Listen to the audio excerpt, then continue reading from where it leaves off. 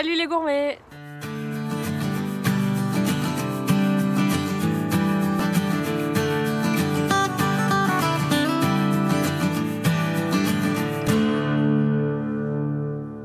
Alors aujourd'hui je vous emmène chez Camille, on est en Alsace, à Geispolsheim, juste en dessous de Strasbourg. Et donc Camille, il était dans les métiers de la banque avant, il a tout plaqué pour faire du maraîchage biologique et il s'est installé sur le moulin que ses parents avaient acheté pour créer du maraîchage sur 2 hectares tout en respectant la nature.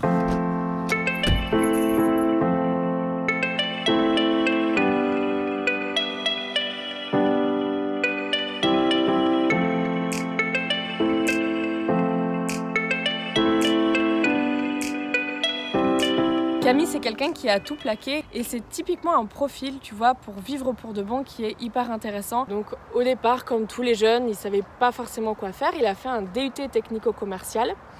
Il a travaillé dans l'immobilier, puis il a travaillé dans la banque et en fait il travaillait comme un malade et au bout d'un moment son responsable d'agence lui a proposé, il partait à la retraite et lui a proposé de prendre le poste. Il s'est posé la question de savoir est-ce qu'il accepte ou non et en fait il rentrait le soir tard à 20 h, il voyait plus forcément ses enfants et il a décidé donc de refuser ce poste et de partir dans le maraîchage. J'adore la forêt, j'adore les arbres, voilà, je me sens bien dehors, au milieu de la nature. Totalement. Et donc du coup, je me suis dit, carrément, le maraîchage et tout, le marché bio est en pleine croissance, voilà quoi. C'est un beau projet et je ne cherche pas à devenir le fournisseur de toute l'Eurométropole, c'est pas du tout l'objectif. Au contraire, c'est de montrer qu'il faudrait reprivilégier des surfaces de vente petites avec des prix de vente corrects. En fait, il faut revoir le modèle agricole, arrêter de constamment agrandir les surfaces mécanisées à outrance et revenir sur de l'intensif avec plus de travail manuel et qui paye mieux l'agriculteur. Le projet de Camille, c'est 100% bio, 100% local, sur une petite surface, un maximum diversifié. Il a démarré en avril 2020 durant le confinement. Aujourd'hui, on est en octobre 2020, donc ça fait quelques mois qu'il est installé. Il a démarré avec 20 références à sa carte, on va dire. Et aujourd'hui, il en est à 30. Il a des fruits, des légumes. Il a un petit verger où il peut faire des cerises, il a des figuiers, tout ça en maraîchage biologique. Il respecte vraiment la nature et il a une vraie réflexion derrière son mode de production. Tu vois, les légumes, sans apport, ils sont vraiment... magnifiques, hein. Ce qu'on ne se rend pas compte, c'est qu'il y a beaucoup de gens qui achètent des légumes, mais quand tu les achètes dans n'importe quel supermarché, ton légume il est passé à Rungis, et ensuite seulement il arrive au supermarché, et ensuite seulement il arrive dans ton assiette. Donc en gros, ton légume il a au moins 1 semaine, voire 2 semaines avant que tu... Alors ok, il est bien conservé, il a encore une belle apparence, mais les qualités organoleptiques, les vitamines et tout ça sont plus du tout les mêmes. Donc moi, les légumes, ils sont cueillis le matin, ils sont vendus le soir. Et j'ai des retours, mais même moi, je ne m'attendais pas du tout à avoir un tel retour de satisfaction. Les gens, encore vendredi, on a fait un marché, les gens nous ont dit que les légumes étaient excellents, que voilà, ça faisait longtemps qu'ils n'avaient pas mangé d'aussi bons légumes. Donc moi, je suis aux anges, quoi. C'est presque mon meilleur salaire. Ce qui est vraiment chouette avec Camille, c'est qu'il va avoir vraiment une réflexion sur ce qui est bon pour le sol, bon pour la planète, tout en cultivant, tout en ayant du rendement derrière. Mais voilà, ce que j'ai vraiment apprécié chez lui, c'est qu'il prend en considération ce que le sol nous offre, ce que la nature nous offre pour en faire des produits derrière. J'essaye de trouver un équilibre avec la faune et la flore. Ça, c'est la preuve que mon sol y vit. Et comme je retourne mes prairies en laissant la matière organique, ça donne à bouffer au ver de terre. Et le ver de terre, c'est quand même le premier fertilisateur du sol. Et ça, aujourd'hui, avec le travail à la charrue, les agriculteurs, ils ont quand même fait de gros dégâts au sol. Mon sol, il pète le feu, si je puis dire. L'idée, c'est de combiner les arbres, la culture, voire profiter des symbioses. Et l'arbre, c'est quand même la meilleure des protections face à la sécheresse. Il retient l'eau dans le sol, enfin voilà ça. Donc le principe, c'est de ne pas utiliser de charrue, je ne retourne pas le sol. Donc je bâche en fait, j'étouffe la prairie et après je scalpe le tout avec un outil à dents que tu vois là-bas. Je grille la prairie, je la griffe. J'attends que la matière organique elle se décompose un petit peu, puis je repasse pour préparer mon lit de semences et puis après j'implante derrière. Et pas un pet d'engrais. Je fais mes composts et pour rester dans l'idée de toujours plus local, je travaille avec d'abord une copine qui a une dizaine de chevaux qui est de l'autre côté de la voie ferrée. Donc elle me fournit son fumier que je vais apporter mais que je n'ai pas encore fait. Et il y a un poney club avec qui je suis en train de discuter aussi pour avoir du fumier. Là, tu as les débris d'herbe qui sont morts par étouffement. qui vont apporter la matière organique au sol. Pour le moment, il n'y a pas encore trop de traces de turicule parce que comme c'est bâché, c'est sec. À partir du moment où je vais débâcher, tu vas avoir ça. L'eau va arriver et alors les vers de terre, ils vont aller chercher la matière organique. Ils vont faire leur travail de mélangeur entre les couches du dessus et les couches du dessous. Et du coup, ça va te donner une terre fertile. Et alors, le summum, c'est la petite souris que tu viens de voir. Elle va déjà me faire un premier travail du sol, puisqu'elle fait des galeries, elle creuse. On laisse la nature faire et on travaille en bonne intelligence avec la nature, quoi. Ça, c'est ce qu'il faudra que tu ramènes à Philippe.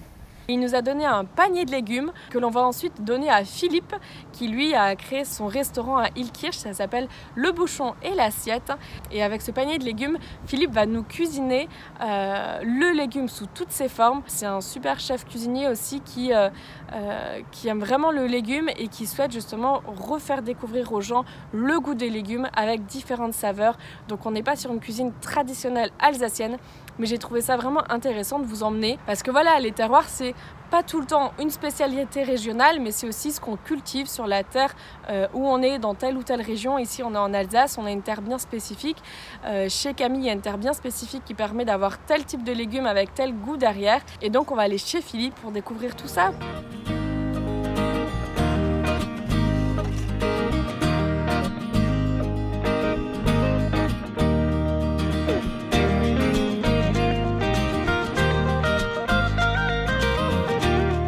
On va apporter tout ça au chef et c'est parti.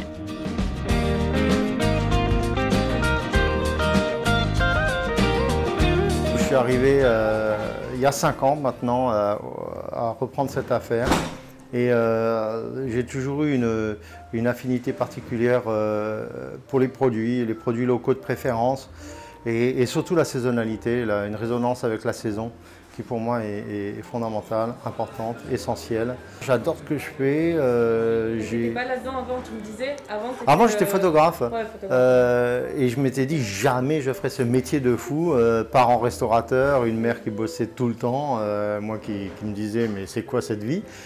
Et ben non, c'est une vie fantastique parce que c'est une vocation, hein. Je pense que ce métier-là, on le fait entièrement ou pas du tout.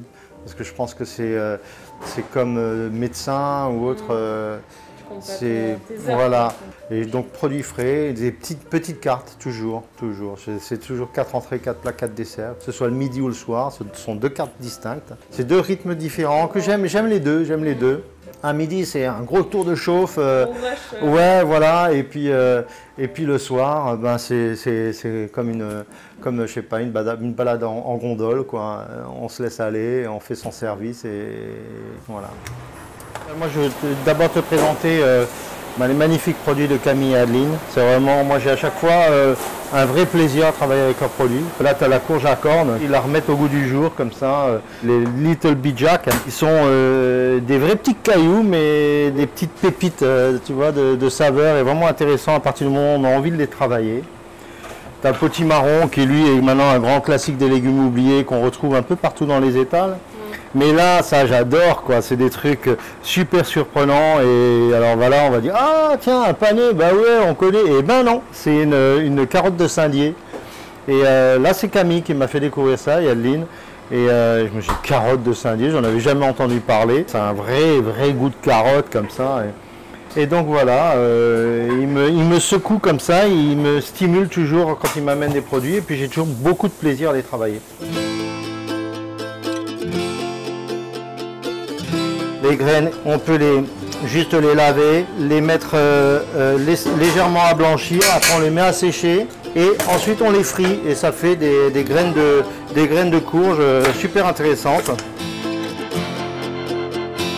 Un petit coup de piment d'Espelette. On pense jamais assez à la température de son four. Moi j'aime bien le faire à 150, 140, prendre son temps. Pourquoi? Parce que c'est à 180, 190, et tu vas un peu brûler. Et quand tu brûles les herbes, tu tues l'herbe.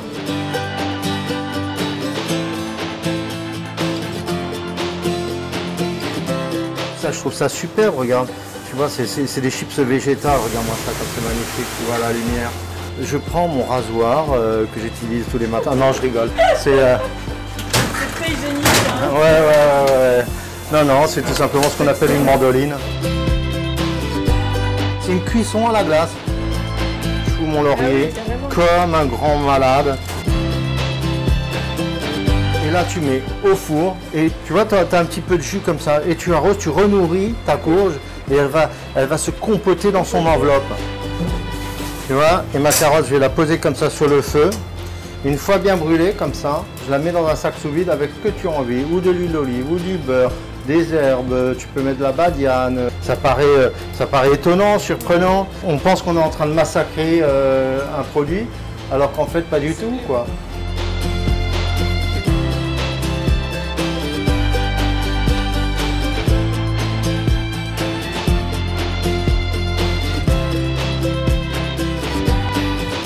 Il suffit juste de laisser faire les choses et ça parle tout seul, hein.